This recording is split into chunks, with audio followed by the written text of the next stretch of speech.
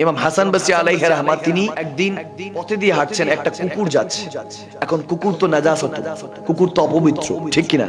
দেখেন সে কুকুরের সামনে দিয়ে যখন হাসান বসরি একটু ক্রস করে সামনে চলে গেলেন, যাতে কাপড় না লাগে, অপবিত্রতা না হয়, তিনি ক্রস করে যখন চলে গেল, কুকুরটা হাসান বসরির সামনে চলে আসলেন, এসে কুকুরের জুবানটা আল্লাহ খুলে দিলেন।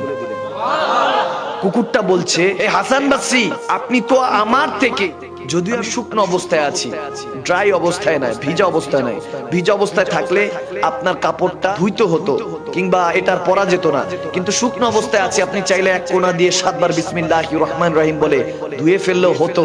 আপনি আপনার কাপড়কে পবিত্র রাখার জন্য আমাকে ক্রস করে গিয়ে সামনে দিয়ে গিয়েছেন, কাপড়টাকে তো বাঁচিয়ে ফেলেছেন, কিন্তু নিজের মনের মধ্যে তো অহংকারকে বাঁচাতে পারলেন না, ঠিক কিনা?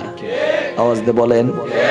ভালো কাপড় পরলে তো রাস্তায় পাই পড়ে না, আছে কি নাই?